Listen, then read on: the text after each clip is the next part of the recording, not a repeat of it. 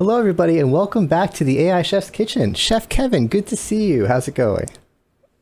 It is always good to be in the AI Chef's Kitchen, Chef David, and I am super looking forward to your latest recipe. This one I use all the time. I call it Prep Work Platter. And what it Okay. is, it's a recipe for how I use AI to get a video basically from here after I record it with you onto YouTube. And I'm very concerned about the division of labor. I'm very concerned about cheating with AI. Like if I write a blog and I have AI write the blog and I say I wrote it, that's cheating. You know, Hmm. if I make a video and I say I wrote the script and I wrote the script, that's cheating. But some things I don't consider cheating. If because and my rule is if I would have an intern do it for me and not feel like it was cheating. So I would have an intern write my tweets for me when I used to still be on Twitter. So I don't have a problem using AI for Twitter or for LinkedIn or for that kind of a thing. And one thing that I love AI for, and it's not cheating, is for YouTube titles and descriptions.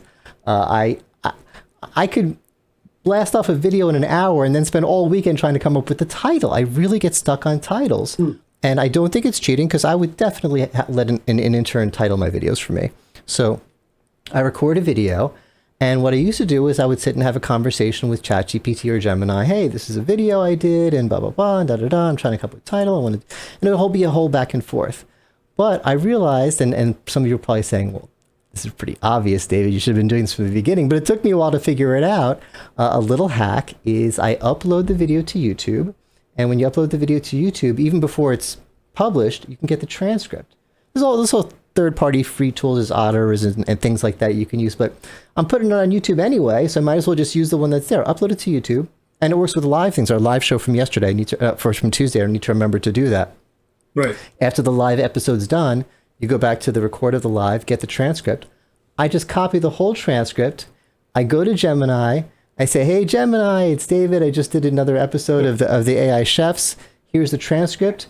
Give me 5 title suggestions and write the description for me with the chapter timestamps. Mhm. And a few caveats. And the reason I say give it 5 titles is because I never like, sometimes I ask for 10. I'm picky. I need suggestions, but at the end, it's my title. I'm picking it. The description, I don't ask for 5 descriptions. Whatever it gives me, I rarely ever just go cut, paste, enter. Cut, paste, make a few tweaks. And not just getting rid of the M dashes. I make a few tweaks. I make it mine, but I don't spend a half an hour on it. I don't spend 10 minutes. 30 seconds. The YouTube Right. descriptions that Gemini gives or ChatGPT gives are fine. And a caveat about the chapters. It gives way too many of them and it makes them too long. If you look at when I'm done, I'll put some chapters of this. There'll be 2 or 3 of them and they'll be like David's tip, intro, final thoughts. It Right. gives sentences. And I'll have to say, aren't long sentences bad for, yes, you're right. You're so smart. David, thank you for helping me with that. Let me redo them for you. And it'll redo them. Sometimes you'll have to do them yourself, ask them to redo them, warn them beforehand, but don't use what it gives you at first because no one wants those long titles on YouTube. But so then I have my titles, my description, my little chapter entries, and the last thing, and I know there's services, I'm doing this the hard way. There are services I can link my YouTube video. I think even YouTube is working on something that's going to do this for you.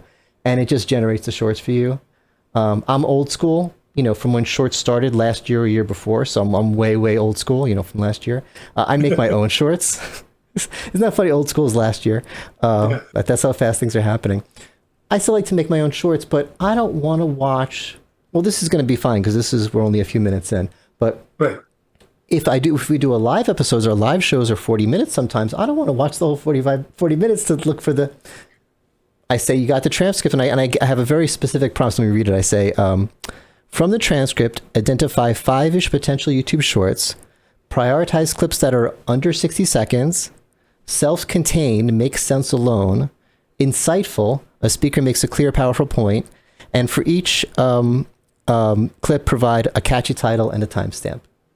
So it gives me the suggestions with the timestamps. I put the whole video into DaVinci Resolve, Premiere Pro, whatever you're using, and it'll say timestamp 3 minutes, 30 seconds, blah, blah, blah, blah, blah, and I find it. And usually, sometimes it's off by a few seconds, but whatever. I can find it. And I like short clips. I tell it I want the short ones. So those will give you the long ones. It gives me the title. Make my clip, pop it up on YouTube, pop it up on LinkedIn, I'm done.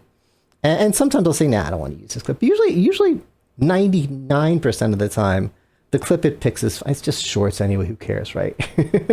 But the short it picks is usable. So I went a little longer. I like to keep these short, but I'm excited about this because this is something that I'm using daily. And it wasn't just, it's not just a time saver, but it was an unpleasant task. I hated finding the shorts. I don't mind making the shorts. I hate writing the YouTube descriptions. I'll pay someone to do it. Someone do this for me. And it does a better job than me. So this one's a win-win-win. Any thoughts, Kevin? Yeah, well, I love that you shared that very detailed prompt because I think that was key in terms of giving it all that, explicit, kind of details so that it pulls out the shorts that you like. And I appreciate it because you had shared this with me because which I am not the video editing guy, so I would like watch the video and write down on a piece of paper. And so using YouTube to do the transcript and then pulling out all the time, the chapters and whatever, that's a huge time saving. So I love this tip and I think it gets you the end result, the shorts, and also great descriptions and all the timestamps and chapters for our longer videos. So thank you for sharing that recipe. Yeah, it's really sad how many of us, including myself, are guilty of this. We'll spend a lot of time making a great video and then not want to do the little bit of junk work that it takes to, if you don't do this stuff, that's what YouTube uses to share it. That's where they get the SEO is from the description and the chapter titles. So, you're shooting yourself in the foot. And I'm, like I said, not just as guilty as anyone, the most guilty. I have years and years of videos I worked so hard on and didn't do this little bit of extra work, and they didn't get the love they deserved. So, so let us know in the comments if you're using this tip. And thanks for watching. We'll see you in the next tip.